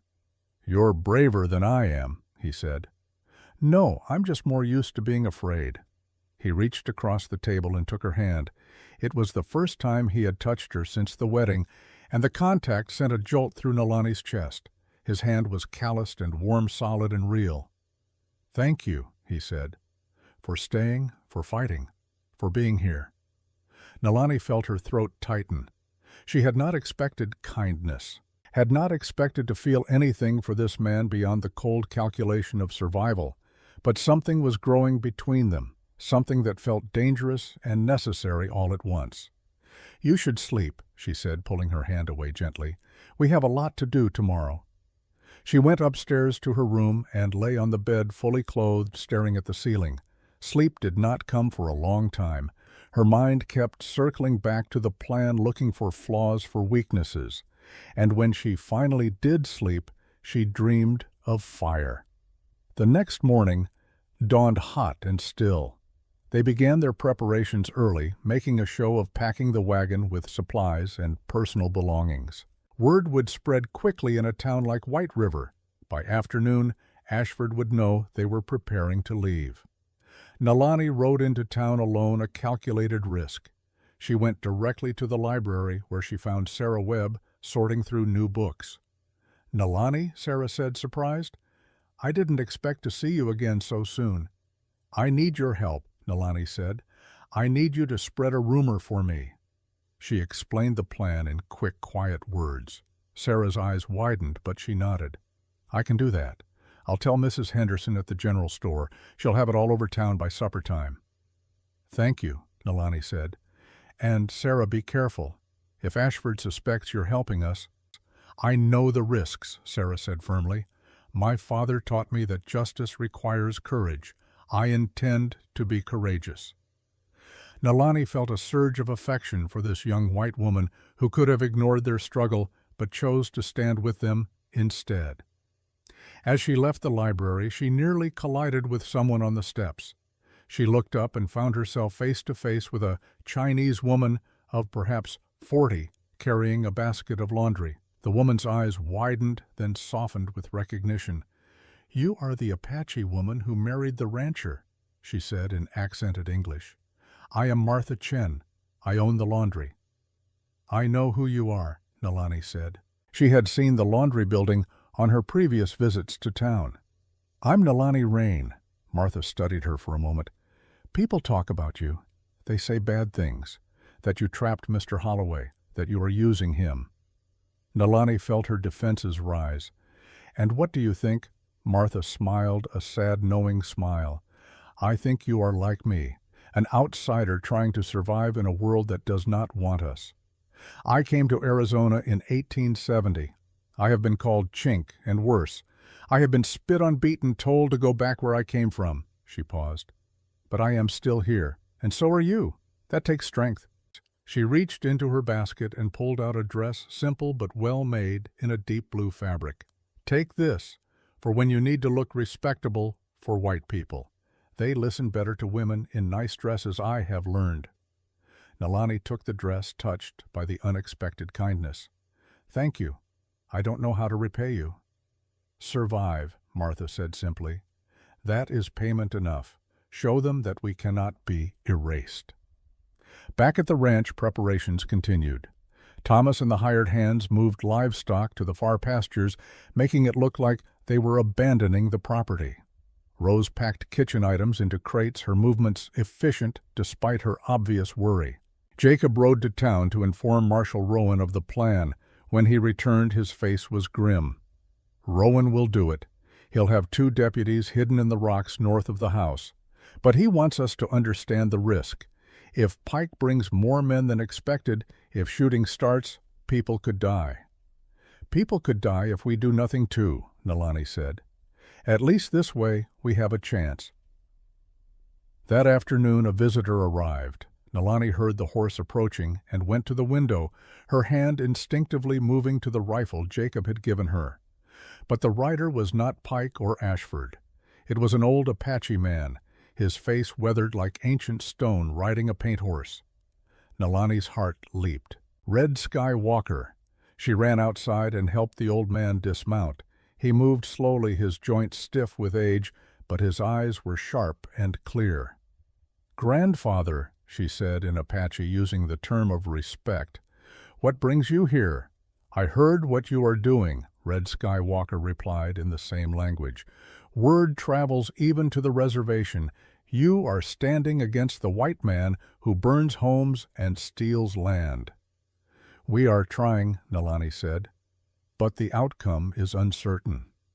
Red Sky Walker reached into a pouch at his belt and pulled out a small bundle wrapped in leather. He pressed it into Nalani's hands. "This is medicine, protection against fire and evil intent. Your mother asked me to bring it. She is proud of you, child, proud that you fight instead of surrendering." Nalani felt tears prick her eyes. "Tell her I think of her every day. Tell her that when this is over, I will bring her here, she and my brother and sister. They will live free, not in cages." "I will tell her," Red Sky Walker said. He looked past Nalani to where Jacob stood on the porch. "Your husband. He is the one who does not hate our people. Yes, he was saved by Apache when he was young. He remembers." The old man nodded. "Then he has honor. That is rare in white men. Protect him as he protects you." He blessed Nalani in the old way, speaking words that had been spoken for 1,000 years before the white men came. Then he mounted his horse and rode away, leaving Nalani standing in the dust with the medicine bundle clutched to her chest. Jacob came down from the porch. "Who was that?" "A holy man from my mother's tribe. He brought me protection." Jacob looked at the bundle in her hands. "Will it work? I don't know, but it can't hurt." That evening they put the final pieces of the plan into motion. They loaded the wagon in full view of the road, making sure anyone watching could see. As darkness fell, they drove the wagon a mile away and hid it in a grove of trees. Then they returned to the ranch on foot, slipping in through the back way. Inside the darkened house they took up positions.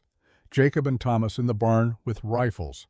Nalani upstairs at a window with a clear view of the yard. Rose in the root cellar armed with a shotgun and orders to stay hidden no matter what happened. Marshal Rowan and his 2 deputies were hidden in the rocks 100 yards north, invisible in the darkness. And then they waited.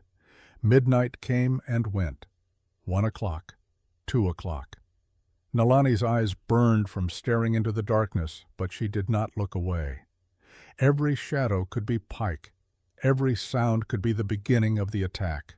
At 3 in the morning she heard it, the soft creak of saddle leather, the quiet nicker of a horse being reined in. She leaned forward, peering into the darkness. 3 figures on horseback approaching slowly. One dismounted and began walking toward the house, carrying something heavy. Even in the darkness, Nalani recognized the limping gait. Pike. Her heart hammered against her ribs. She watched as he set down 2 large cans near the foundation of the house, moving with the confidence of someone who had done this before. She could smell it now, sharp and unmistakable. Kerosene. Pike pulled something from his pocket. A match. "Now," Nalani whispered, though no one could hear her. But before Pike could strike the match, Jacob's voice rang out from the barn, loud and clear. "Drop it, Pike. You're surrounded."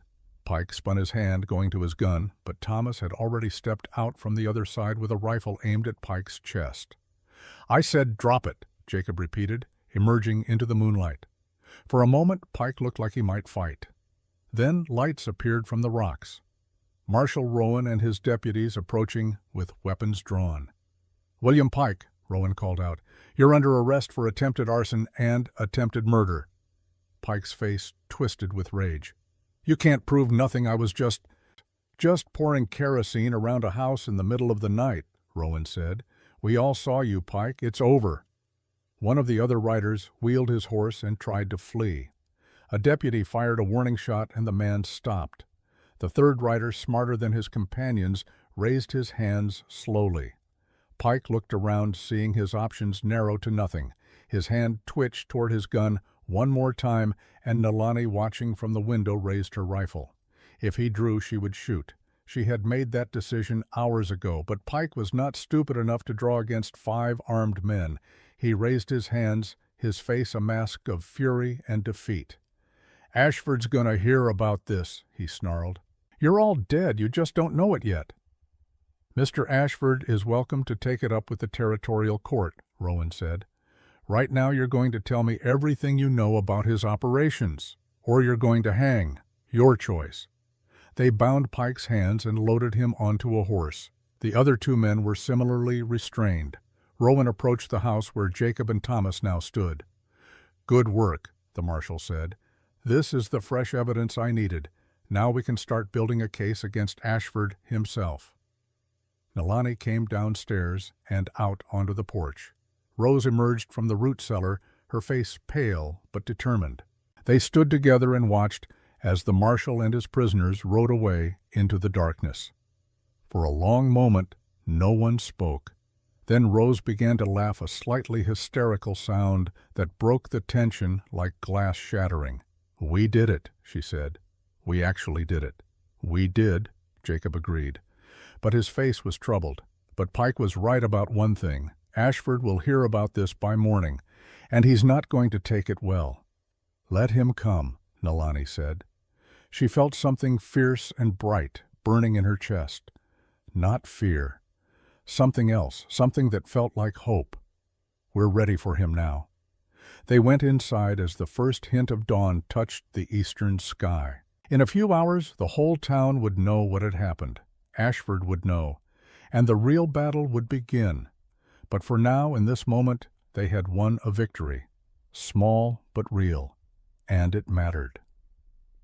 Nalani climbed the stairs to her room and looked out the window at the lightening sky. She thought about her mother sleeping in a tent on the reservation, about her father dead and gone, but not forgotten, about all the people who had fought and lost and been erased from history. "We're still here," she whispered to the dawn, "and we're not going anywhere." Outside, a mourning dove called out, its voice soft and sad and somehow hopeful all at once. Nalani listened to it and smiled. The sun was coming up, and they were still standing. That was enough for now. The news spread through White River like wildfire. By noon, everyone knew that William Pike had been arrested for attempted arson. By evening, the town had divided into camps. Some believed justice was finally being served. Others whispered that the Holloways had gone too far, that arresting a white man on the word of an Indian woman would bring nothing but trouble.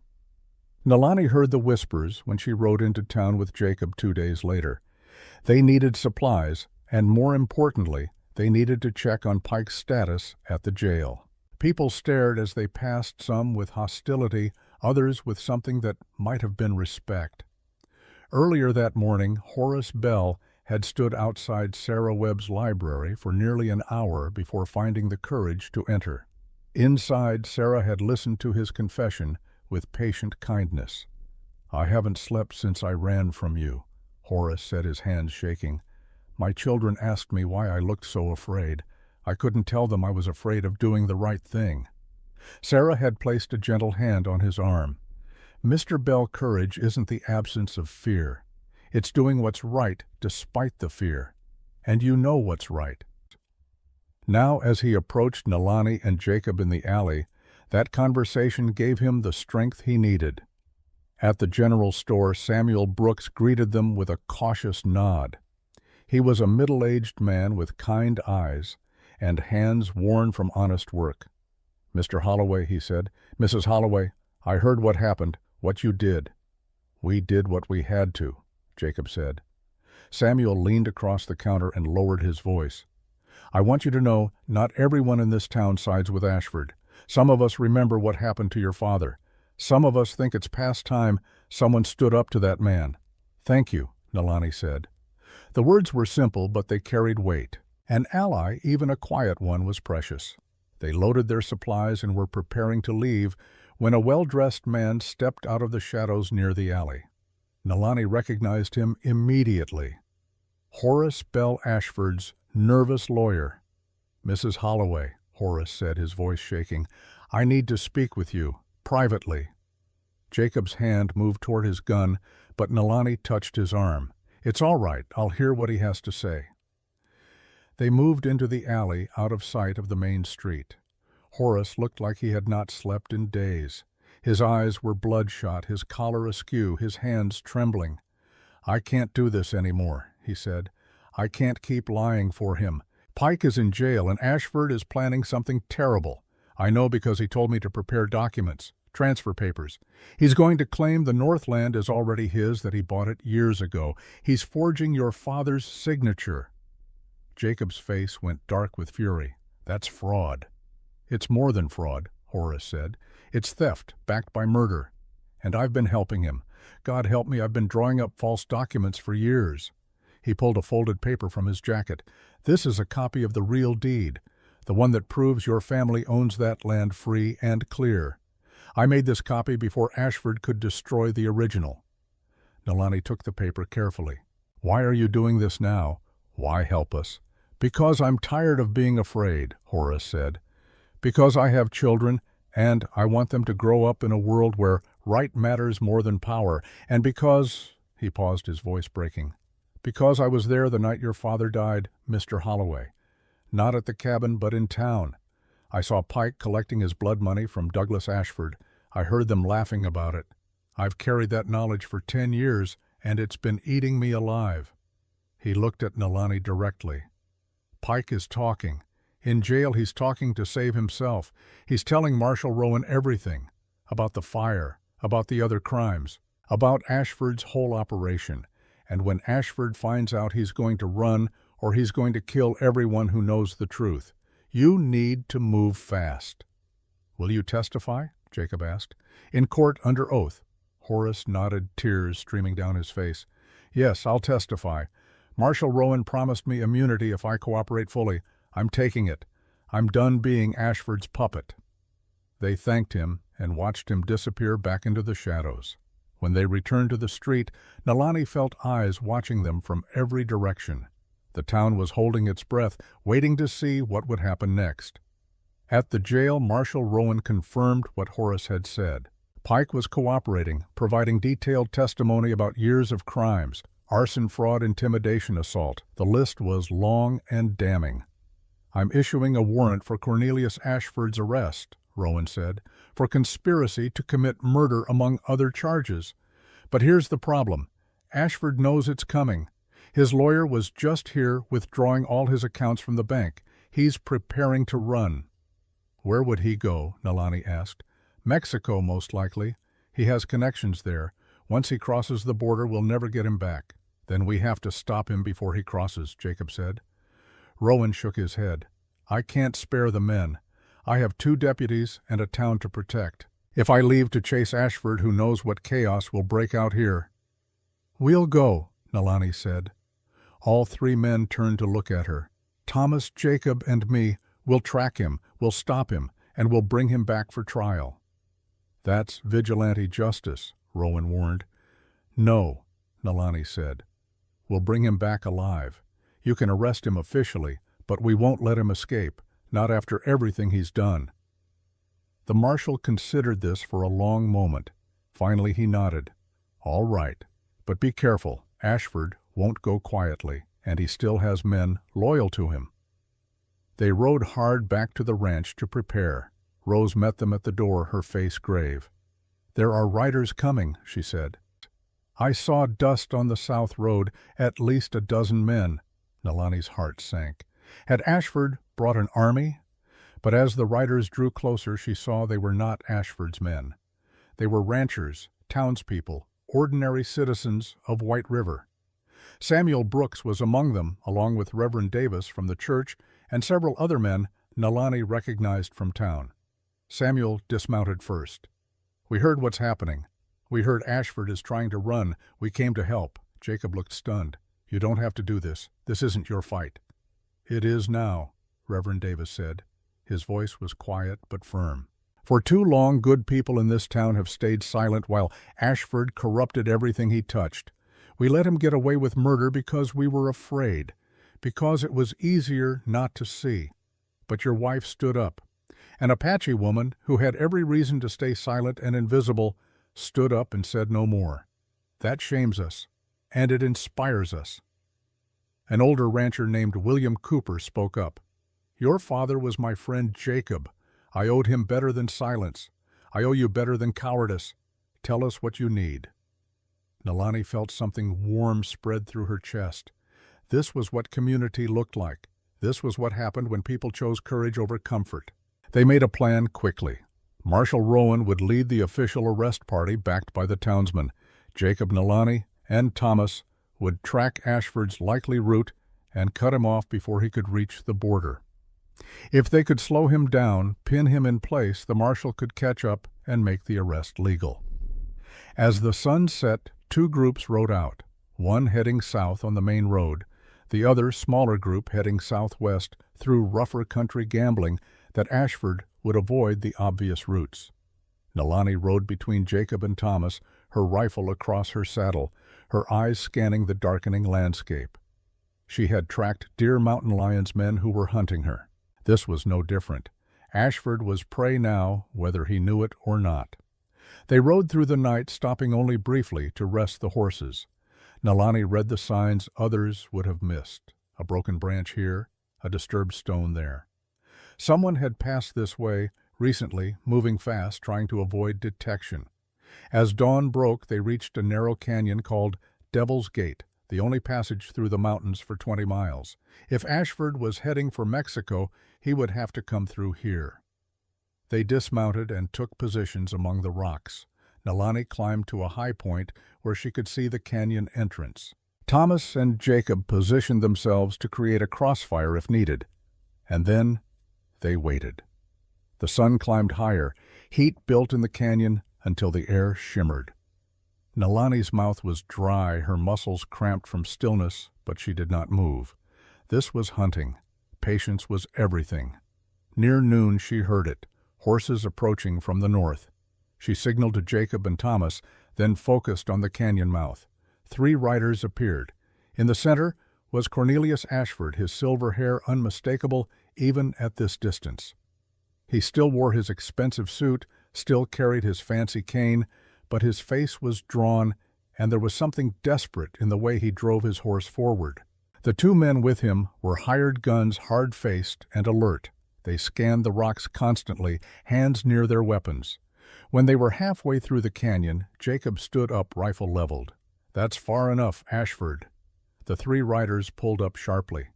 Ashford's eyes widened when he saw Jacob, then narrowed with hate when he saw Nalani and Thomas emerging from the rocks on either side. "Holloway," Ashford said, his smooth voice now edged with panic. "Get out of my way. I have business in Mexico." "Your business is in White River," Jacob said, "with Marshal Rowan and a judge. You're under arrest for conspiracy to commit murder." Ashford laughed, but it was a brittle sound. You have no authority to arrest me. You're just a dirt farmer with delusions." "But I do have authority," a new voice called out. Marshal Rowan rode into the canyon from the south, backed by a dozen armed men. They had circled around using the time Nalani's group bought to get ahead of Ashford. The hired guns looked at each other, calculating odds. Rowan's men outnumbered them 6-1. Slowly, they raised their hands, but Ashford was not done. With a snarl, he spurred his horse forward, trying to break through. Jacob's horse blocked his path. The two animals collided, and both men went down in a tangle of dust and hooves. Jacob hit the ground hard and did not get up immediately. Ashford scrambled to his feet, pulling a derringer from his vest. He aimed it at Jacob's prone form. "You should have taken my money," he hissed. Nalani did not think. She raised her rifle and fired in one smooth motion. The bullet struck Ashford's hand, sending the derringer flying. He screamed and clutched his bleeding hand. Rowan's men swarmed forward, binding Ashford's wrists before he could recover. Thomas helped Jacob to his feet. He was bruised but whole. Nalani lowered her rifle, her hand steady despite the adrenaline coursing through her. She had just shot a white man. In another time, another place that would have meant her death. But here now, surrounded by witnesses who had seen Ashford try to murder Jacob, she knew she was safe. Rowan approached Ashford, who was still cursing and bleeding. "Cornelius Ashford, you are under arrest for conspiracy to commit murder, fraud, arson, and attempted murder.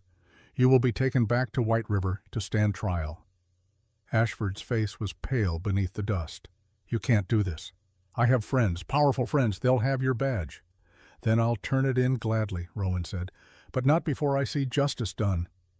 They bound Ashford to his saddle and began the long ride back to White River. The townsmen who had ridden out with the marshal were jubilant, talking and laughing with the relief of men who had faced their fear and won. But Nalani felt no joy, only exhaustion. She rode beside Jacob, watching him wince with each movement. He had bruised ribs, possibly cracked from the fall. "You should have let me shoot him," she said quietly. "I wanted him alive," Jacob replied. "For my father, for everyone he hurt. Death would have been too easy." As they rode into White River, word spread fast. People lined the streets to watch Cornelius Ashford, the man who had ruled through fear for so long, being led to jail in chains. Some cheered, others simply stared in disbelief. Sarah Webb ran out from the library, her face bright with excitement. "You did it! You actually caught him!" "We all did it," Nalani said. "Everyone who stood up, everyone who chose truth over silence." At the jail, they handed Ashford over to Marshal Rowan's custody. Pike was still there, and when the two men saw each other, Pike began talking again, trying to implicate Ashford in even more crimes to lighten his own sentence. Horace Bell arrived, looking haggard but determined. "I have all the documents ready, Marshal. Everything Ashford ordered me to forge. It's all evidence now." Judge Webb, summoned by his daughter, appeared in his formal robes. His face was stern as he looked at Ashford. "Mr. Ashford, you will be held without bail pending trial. Given the severity of the charges and your attempt to flee, I consider you a flight risk." Ashford tried to speak, to make demands, to threaten, but his voice had lost its power. He was just a broken man now facing the consequences of his crimes. As they left the jail, Thomas put a hand on Nalani's shoulder. "You saved Jacob's life today. If you had not shot when you did—" "I know," Nalani said. She did not want to think about what would have happened, did not want to imagine a world where that bullet had come a second later. They rode back to the ranch as the sun set, painting the sky in shades of red and gold. Rose was waiting on the porch, and when she saw them, she ran down the steps and embraced Jacob, then, to Nalani's surprise, embraced her too.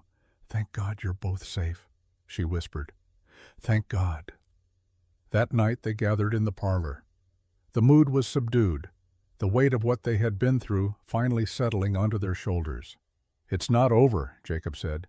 "There's still the trial. Ashford still has resources, still has friends who might try to help him." "But we have the truth," Nalani said. "We have witnesses, documents, evidence. That has to count for something." "It does," Thomas said, "more than it ever has before, because this time people are watching. This time the whole territory will know what happened. Ashford can't make this disappear." Rose brought out whiskey, something she had been saving for a special occasion. She poured 4 glasses and raised hers. "To truth," she said, "and to family, however we find it." They drank the whiskey, burning warm and bright. Nalani looked around the room at these people who had become her allies, her friends, perhaps even her family. Jacob, who had offered her survival and given her something to fight for. Thomas, who had seen his testimony rejected for 10 years but never stopped believing in justice. Rose, who had overcome prejudice to see the person beneath the skin. "Tomorrow," Jacob said, "we start rebuilding. The trial will take weeks, maybe months. But whatever happens, we move forward. We live." Nalani nodded. For so long she had focused only on survival, on getting through each day. But now, for the first time, she could see beyond that, could see a future that included hope, possibility, even happiness. Outside, the wind whispered through the cottonwoods. Inside, the fire crackled in the hearth. And Nalani Rain Holloway, who had come to this ranch with nothing but hunger and desperation, finally allowed herself to believe that she had found something worth fighting for, something worth keeping. The trial began 3 weeks later in the White River Courthouse, and it seemed the entire territory had come to witness it. People traveled from as far as Tucson and Fort Apache, filling the courtroom to capacity and spilling out into the street. It was not just a trial, Nalani realized. It was a reckoning. Judge Webb presided, his face grave and impartial. The territorial prosecutor, a sharp-faced man named Edmund Pierce, had traveled from Phoenix specifically for this case. Across from him sat Ashford's defense attorney, an expensive lawyer brought in from San Francisco, dressed in silk and radiating contempt for the rough frontier justice he now had to navigate. Nalani sat in the front row between Jacob and Rose. Thomas sat on her other side, his weathered face betraying no emotion, but she could feel the tension in him.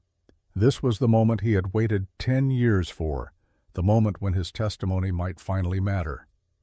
The prosecutor called his first witness, Horace Bell, took the stand, his hands shaking as he placed them on the Bible to swear his oath. His voice was barely audible as he began to speak. "State your name and occupation for the court," Pierce said. "Horace Bell. I am or was a lawyer employed by Cornelius Ashford." "And what was the nature of your employment?" Horace swallowed hard. "I prepared legal documents, land deeds, transfer papers, contracts." "Were these documents legitimate?" A long pause. Then quietly, "No. Many of them were forgeries. False documents designed to give Mr. Ashford claim to land he did not legally own." A murmur ran through the courtroom. Judge Webb struck his gavel once, demanding silence. The prosecutor continued methodically building his case. Horace testified about the forged signatures, the backdated documents, the systematic fraud that had allowed Ashford to expand his holdings. He produced ledgers showing payments to various men, including William Pike, for services rendered. The entries were coded, but Horace explained what they really meant. Intimidation, arson, worse. When the defense attorney cross-examined, he tried to paint Horace as an unreliable witness, a man turning on his employer to save himself. But Horace did not break. He acknowledged his crimes, his cowardice, his complicity, and that honesty made him more credible, not less. The next witness was William Pike. Pike limped to the stand, his scarred face sullen. He had been promised a reduced sentence in exchange for his testimony, and he intended to collect. But there was no remorse in his eyes, only calculation. "Mr. Pike," the prosecutor said, "how long have you worked for the Ashford family?" "Since 1873, started with Douglas the father, continued with Cornelius after Douglas died." "And what was the nature of this work?" Pike shrugged. "Enforcement? Collection? Whatever they needed done that they couldn't do themselves." "Including arson?" "Yes." The word fell into the courtroom like a stone into still water. "Tell the court about the fire at the Holloway cabin in August 1875. Pike's testimony was cold and factual. Douglas Ashford had paid him $500 to burn the cabin and destroy the deed documents. Pike had waited until the family was asleep, poured kerosene around the foundation, and lit the fire. He had not expected Samuel Holloway to run back inside, had not expected the man to die. But he did die, the prosecutor said, and you collected your payment. Yes, and Cornelius Ashford knew about this. He was there when I got paid, not at the fire but at his father's house the next day. He saw his father give me the money. He knew what it was for.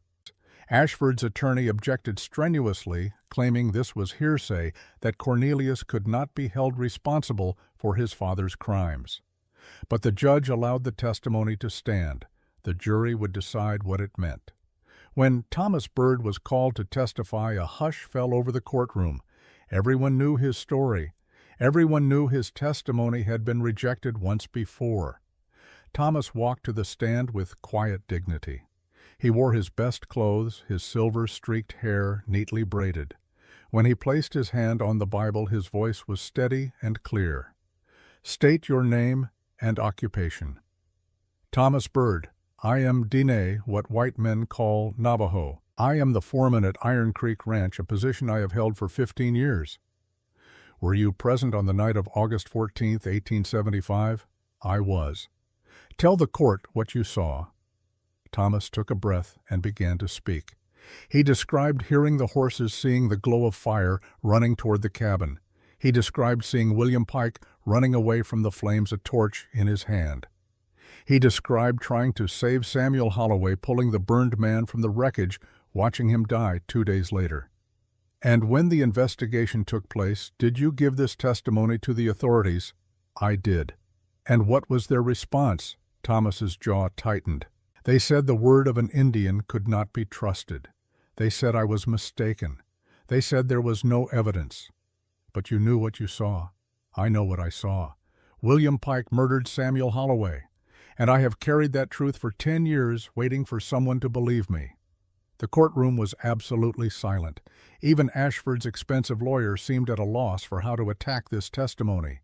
How do you discredit a man who has nothing to gain and everything to lose by speaking? When Nalani was called to testify, her heart hammered so hard she thought everyone could hear it. She walked to the stand on legs that felt like water, placed her hand on the Bible, and met Judge Webb's eyes. "State your name and occupation." "Nalani Rain. I am the wife of Jacob Holloway and a resident of Iron Creek Ranch." "Mrs. Rain, are you not also known as Mrs. Holloway?" "I kept my birth name. It is my right under territorial law." A small smile flickered across Judge Webb's face. "Indeed it is. Now, Mrs. Rain, tell the court about your interactions with the defendant, Cornelius Ashford." Nalani described the morning Ashford had come to the ranch, his threats thinly veiled as business offers. She described finding the boot prints tracking Pike to the Ashford Land Company office. She described the confrontation in town when Ashford had threatened them directly. And what did Mr. Ashford say exactly? Nalani met Ashford's eyes across the courtroom. He said that accidents happen. He said that people die when they stand in his way. He said he could not afford to lose the North claim, and that meant Jacob Holloway could not be allowed to keep it, one way or another. Those were his exact words. Yes, there were witnesses. Thomas Bird heard it. So did Sarah Webb. The prosecutor nodded and stepped back. Ashford's lawyer rose for cross-examination. "Mrs. Rain," he said, his voice dripping with condescension. "You're an Apache woman, are you not?" "I am half Apache, yes." "And is it not true that you married Mr. Holloway specifically to help him retain his land claim under the Homestead Act?" "Yes, that was the original arrangement." "So you are, in essence, a hired employee, not a true wife." Nalani felt anger rise in her chest, but she kept her voice level. "I am a legal wife. The marriage certificate is valid. And what began as an arrangement has become something more. But that is beside the point. The question is not why I married Jacob Holloway. The question is whether Cornelius Ashford committed crimes. And he did." "You would say anything to protect your meal ticket, wouldn't you?" "I would say the truth to protect justice," Nalani replied, "something you apparently know nothing about." Judge Webb rapped his gavel. "Counselor, stick to relevant questions or sit down." The defense attorney tried a few more angles but made no progress. Nalani was dismissed and returned to her seat, her hands shaking with suppressed rage. Jacob reached over and squeezed her hand. "You did well," he whispered. The trial continued for 3 more days. The prosecutor called character witnesses who testified about Ashford's business practices, his intimidation tactics, his reputation for getting what he wanted by any means necessary. The defense called witnesses who praised Ashford's charitable donations and civic contributions, painting him as a pillar of the community. But the evidence was overwhelming. The forged documents, Pike's confession, Thomas's eyewitness testimony, the letter from Douglas Ashford ordering the fire, the kerosene cans found at the attempted arson at Iron Creek Ranch. When both sides rested, Judge Webb instructed the jury, "You must consider only the evidence presented, not the defendant's wealth or status, not the race of the witnesses, only the facts. Did Cornelius Ashford commit the crimes of which he is accused?" The jury deliberated for 6 hours. When they returned, their verdict was written on their faces. On the charge of conspiracy to commit murder, how do you find guilty? On the charge of fraud, guilty. On the charge of arson, guilty. Each word struck like a hammer blow. Ashford's face went from pale to flushed to pale again. He gripped the edge of the defendant's table so hard his knuckles turned white. Judge Webb pronounced sentence. "Cornelius Ashford, you are hereby sentenced to 20 years hard labor at the Territorial Prison in Yuma. All your assets are to be liquidated with proceeds going first to restitution for your victims. May God have mercy on your soul, for this court has none." The courtroom erupted in cheers and shouts. Nalani felt tears streaming down her face, though she had not realized she was crying. Jacob pulled her into an embrace, and she buried her face in his shoulder. Thomas sat with his head bowed, his lips moving in what might have been prayer or simply disbelief that this moment had finally come. Rose wiped her eyes with a handkerchief, smiling through her tears. As Ashford was led away in chains, he turned and looked directly at Nalani. The hatred in his eyes was pure and undiluted. But it no longer frightened her. He had no power anymore. He was just a man facing the consequences of his actions. Outside the courthouse, townspeople congratulated them. Samuel Brooks shook Jacob's hand, then Nalani's. "Justice was served today. That's a rare thing in this world." Reverend Davis approached and surprised Nalani by embracing her. "You spoke truth to power, young woman. That takes courage. Thank you for standing when so many of us stayed silent for too long." Sarah Webb appeared, her face glowing. "Father is so proud of how the trial went. He said it's the most important case he's presided over in 30 years. She took Nalani's hands. "And I'm proud of you. You're the bravest person I've ever met." Marshal Rowan approached last. "Mrs. Holloway, Mr. Holloway, Mr. Bird, you did good work here, real good work. This territory's a better place with Ashford behind bars." As the crowds dispersed, Nalani and her family made their way back to the ranch. The sun was setting, painting the sky in brilliant oranges and purples. The land stretched out before them unchanged by the drama that had unfolded patient and eternal. That evening they gathered for dinner. Rose had prepared a feast, more food than 4 people could possibly eat. But as they sat down, there was a knock at the door. Jacob opened it to find a group of Apache people standing on the porch. At the front was an older woman with gray-streaked hair and Nalani's eyes. Behind her stood a teenage girl and a younger boy. "Shaye," the woman said softly. "Mother." "Ma," Nalani whispered and ran to embrace her. Morning Dove held her daughter tight, rocking slightly, murmuring in Apache. Behind them, Nalani's sister Little Bird and brother Running Fox waited nervously. "How did you get here?" Nalani asked when she could speak. "We heard about the trial," Morning Dove said in English for the benefit of the others. "We heard how you stood up, how you won. Red Sky Walker came to the reservation and told the agent that you requested our presence. The agent could not refuse without looking cruel. So here we are, free at least for now. Jacob stepped forward. You're welcome to stay as long as you like. I'm building a cabin for you. It should be finished in a few weeks. Mourning Dove studied him carefully. You are the man my daughter married. I am. She chose well. I see honor in you. The simple words seemed to affect Jacob deeply. He bowed his head slightly. Thank you. Your daughter saved my life. She saved this ranch. She saved more than I can ever repay. Then we are family, Mourning Dove said, and family does not keep accounts. They all went inside. Rose, to her credit, did not hesitate. She simply set more plates and welcomed the newcomers as if she had been expecting them all along. Over dinner, they talked and laughed and shared stories. Little Bird, shy at first, gradually warmed up and told jokes that made everyone laugh. Running Fox, trying to seem grown up at 13, asked Jacob about ranching and horses and guns. Mourning Dove and Rose, two women from vastly different worlds, found common ground in their love for the people around them. After dinner, Nalani walked outside with Jacob. They stood on the porch looking at the stars. I never imagined this, Jacob said quietly. When I made that desperate proposal to you, I never imagined it would lead here, to justice, to family, to something real. Neither did I, Nalani admitted. I thought I was trading my freedom for survival. But I found something else. I found a place where I belong. Jacob turned to face her. Nalani, I know our marriage began as a contract, a practical arrangement.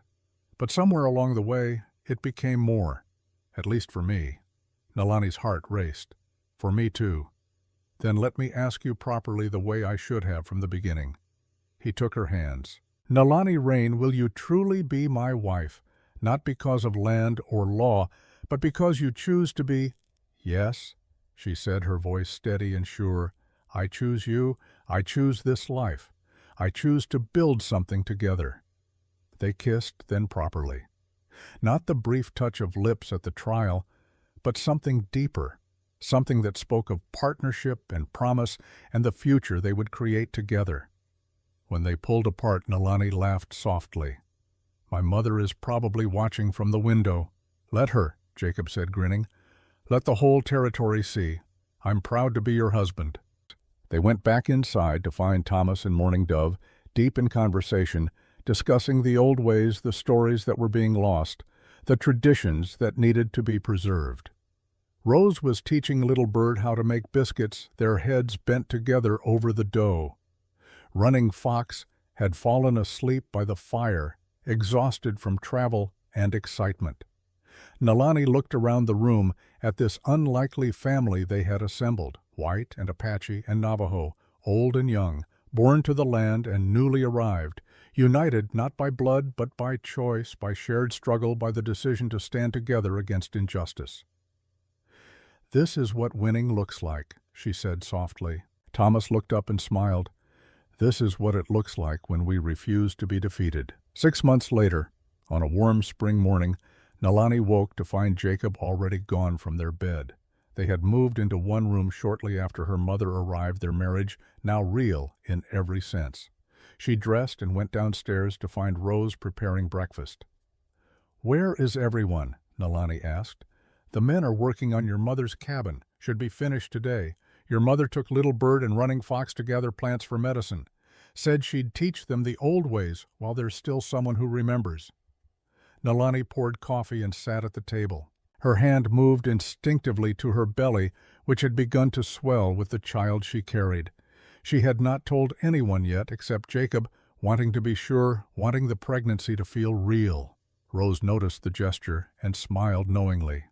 When are you due? Nalani looked up, startled. How did you know? I've had 3 children of my own, dear, 2 buried before they could walk, and 1 daughter who lives in Tucson. I recognize the signs. Rose sat down across from her. Does Jacob know? Yes, we told no one else yet. He'll be a good father, and you'll be a strong mother. This child will have the best of both worlds. Or the worst, Nalani said quietly. Half white, half Apache, belonging fully to neither. Rose reached across the table and took her hand.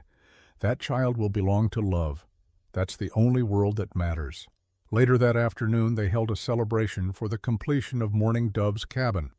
It was small but sturdy, with a wood stove and real windows and a porch that looked toward the mountains.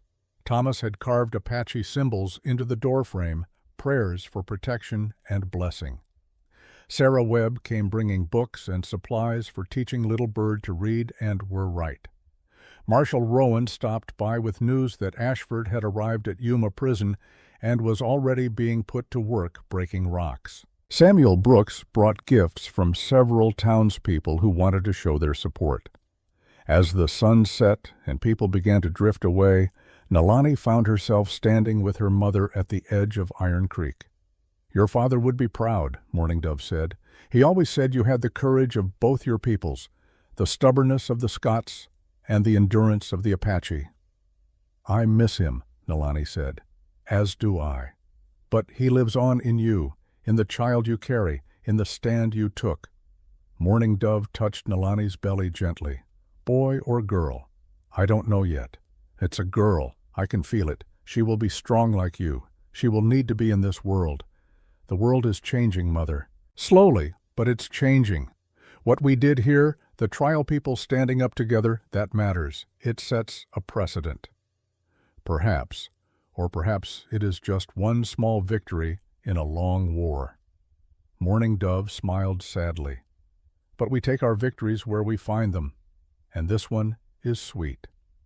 That night, as Nalani lay in bed with Jacob's arm around her and their child growing between them, she thought about the journey that had brought her here, from starvation and desperation to this warm bed, this solid house, this life she had not dared to imagine.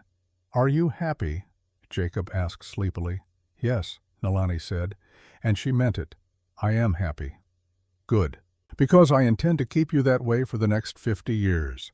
She laughed softly. 50 years? That's ambitious. I'm an ambitious man. They lay in comfortable silence for a while. Then Jacob spoke again. "What should we name her? The baby. You know it's a girl, too. I'm hoping for a girl, one who's smart and fierce and looks like her mother." Nalani thought for a moment. "Sarah, for the friend who stood with us, and Dawn, for the new beginning." "Sarah Dawn Holloway," Jacob said, trying it out. "I like it. Though knowing our daughter, she'll probably insist on keeping Rain as well." "Sarah Dawn Rain Holloway," Nalani said. "That's a lot of name for one small person. She'll grow into it, just like her mother grew into being the woman who brought down Cornelius Ashford." Nalani turned in his arms to face him. "We brought him down, all of us. That's the lesson I want her to learn, that we're stronger together than we ever could be apart. Then that's what we'll teach her." Outside, the wind whispered through the cottonwoods. Inside, the house settled into comfortable stillness. And Nalani Rain Holloway, who had come to Iron Creek Ranch with nothing but hunger and hope, closed her eyes and dreamed of the future. A future where her daughter would grow up free, where justice was not just a word but a living reality, where people were judged by their character, not the color of their skin. It was an ambitious dream, perhaps an impossible dream. But then again, 6 months ago, convicting Cornelius Ashford had seemed impossible too, and they had done it anyway. So Nalani allowed herself to hope, to believe, to dream of a better world. And in the morning, she would wake and help build it, one day at a time. The end.